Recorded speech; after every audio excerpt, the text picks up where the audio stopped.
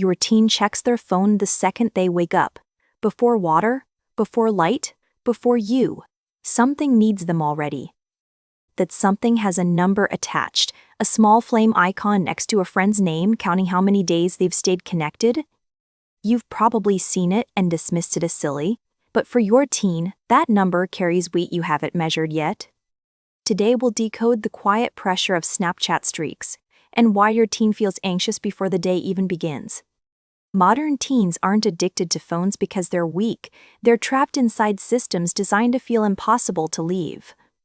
The streak isn't a game to them. It's a daily contract with friendship, and breaking it feels like losing something real.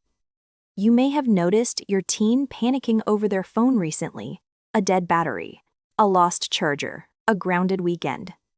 What looks like overreaction is actually grief in real time. They're watching a digital relationship potentially disappear in front of them. Snapchat streaks count consecutive days, 2 friends exchange photos. Miss one day and the streak resets to 0 permanently. For adults, that sounds trivial.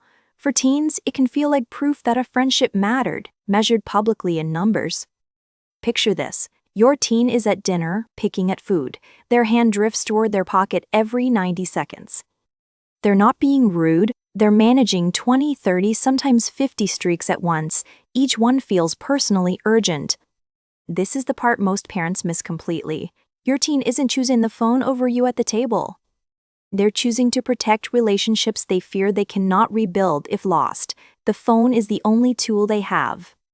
Adolescent psychology shows teens experience friendship loss with greater intensity than adults do. Their identity is still forming through peers. A streak ending doesn't just end a streak, it quietly whispers a question to your teen: did that friendship really matter? What makes this worse for modern teens is the visibility. Friends can see whose streaks they maintain and whose they let die. It becomes a public ranking of who matters most. Your teen knows exactly where they stand each morning. You're not failing as a parent because you didn't see this. You weren't raised inside a system that quantifies friendship. This generation faces something no previous teens faced: constant measurement of social value, updated minute by minute, never paused. There's a deeper layer to this teen pattern. Streaks create a feeling psychologists call anticipatory anxiety, hours before any threat. Your teen wakes up already behind, already worried, already calculating who they need to message before school even begins. That low hum of urgency you sometimes sense in them isn't nothing. It's the background noise of digital obligation. When teens describe feeling tired but unable to rest, this is often why. Their nervous system never fully clocks out. The phone isn't relaxation for them. It's a part-time job they can't quit, with shifts that never officially end. Think about the last time your teen got their phone taken away. Did they negotiate harder than the situation seemed to require? That wasn't disrespect. That was panic about a streak, a group chat, a story disappearing before they could respond to it. Research on teen brain development reveals the adolescent reward system is hypersensitive to social feedback. Snapchat exploits this directly. Every streak maintained sends a small dopamine signal. Every streak lost sends a small grief signal. All day, every day. Now imagine that loop running for years. Your teen's brain has been training itself to chase tiny social wins constantly. This is why simply taking the phone away rarely works long-term. The pressure doesn't disappear, it just goes underground. Your teen will find another phone, a friend's device, a hidden second account. The streak system created the dependency, not them. Picture this moment. It's late, almost midnight. Your teen is supposed to be asleep, but you see light under the door. They're sending a blank black photo to 20 friends, not because they want to, because if they don't, something breaks. This nightly ritual has a name in teen circles. It's called streak duty, and many teens dread it quietly every night. When you ask why they're still awake, they say nothing, because explaining streak duty to a parent feels impossible. If you've noticed your teen seems exhausted even after long sleep, this hidden labor may be part of the reason why. Their body rests, their mind cannot. The streaks wait for them on the other side of every alarm. What you're sensing in your teen has a name. It's the quiet erosion of attention by relationships that demand constant proof. Friendship used to require presence, now it requires performance. Your teen is performing connection instead of actually feeling it. This is the part that breaks parents' hearts when they finally understand. Your teen isn't avoiding closeness with you. They're so depleted by maintaining digital closeness elsewhere that they have nothing left when they walk through your door. The teen who collapses on the couch and stares at the ceiling isn't lazy, they're emotionally tapped out from streak management. The teen who snaps at simple questions isn't disrespectful, they're operating on a nervous system that's been pulled tight all day. If you've recognized your teen in any of this, you're not overreacting, you're finally seeing what was always there. Tell me in the comments below, have you noticed your teen panicking about their phone in ways that didn't quite make sense? Your story might help another parent recognize the same hidden pressure in their own home tonight. This conversation matters. Now let's go deeper into something most parents never get told about Snapchat streaks: the trust factor inside them.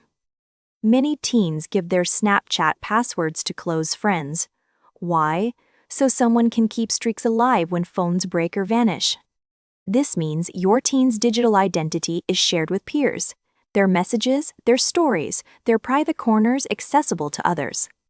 When friendships shift, this becomes dangerous quickly. A trusted friend becomes a former friend who knows everything about your teen. The breakup of a teen friendship isn't just emotional anymore, it's a security event, a loss of digital privacy. Your teen may carry quiet fear about this without ever telling you. They feel they can't because they shared the access.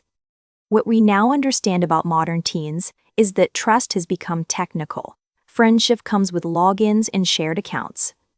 When that trust breaks, your teen doesn't just lose a friend, they lose control of pieces of their own story. This is why some teens spiral after friendship endings in ways that seem disproportionate. The stakes are higher than parents realize. You're not parenting the same teen experience you had. You're parenting in a country with rules you were never taught. That doesn't make you behind, it makes you brave for trying to understand it now instead of dismissing it as silly. Picture this: your teen sits in their room, phone face down, staring at the ceiling. They haven't moved in 20 minutes. You knock, they say they're fine, but fine means something different now. Fine means they don't have the words yet. What they're processing is invisible to you. A streak ended, a friend dropped them. A story they posted got no replies. The pain is real, even if the cause sounds small to adult ears. Don't measure their pain by your scale. Measure it by what their world rewards and punishes. In their world, these small numbers carry enormous emotional currency. The most painful insight in all of this is simple. Your teen often feels anxious about things they can't tell you about. Not because they don't trust you, because they assume you won't understand a world built after your childhood ended. Every time we dismiss streaks as stupid, we accidentally confirm that assumption. We close a door they were trying to open. What helps instead is curiosity without judgment. Ask about their longest streak. Ask who it's with. Ask what it means. Not as an interrogation. As genuine interest in the architecture of their friendships, you'll be surprised what they share. Some teens have streaks longer than their relationship with siblings. Some streaks predate the death of a pet or grandparent. Those numbers hold memories, markers of who stayed, who showed up daily, even silently. They're emotional timekeepers, not just games. When you understand this, taking the phone away looks different. It's not removing a distraction, it's pausing a relationship. That doesn't mean you can't set limits, it means you set them with awareness of what you're actually interrupting. A calmer conversation might sound like this: I see streaks matter to you. Let's figure out how to protect your sleep too. That sentence does something powerful. It honors their world while still parenting them. It builds bridge instead of wall. If you've made it this far, you already care more than most parents ever will. That awareness is your strongest tool. You don't need to master every app. You need to stay curious about your teen's emotional weather. That's the real work. The signs of streak-related anxiety are quiet: phone checking before greeting you, tension when battery drops below 20%.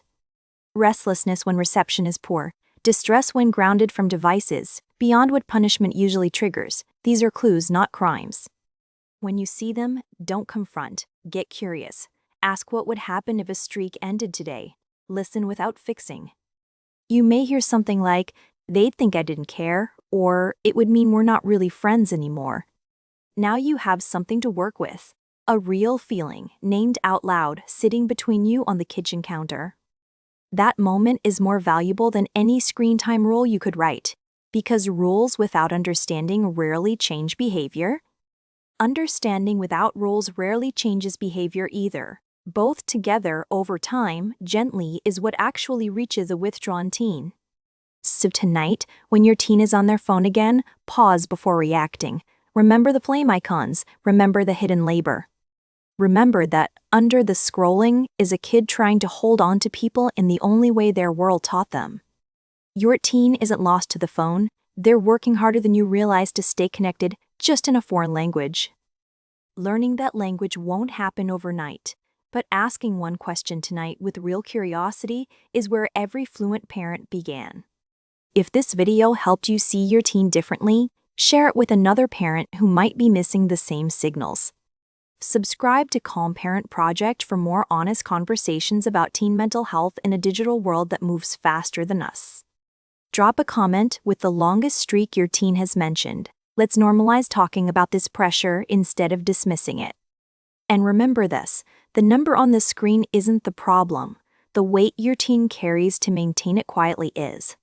See that weight, and you've already done more for your teen than any app limit ever could. Awareness is the first calm.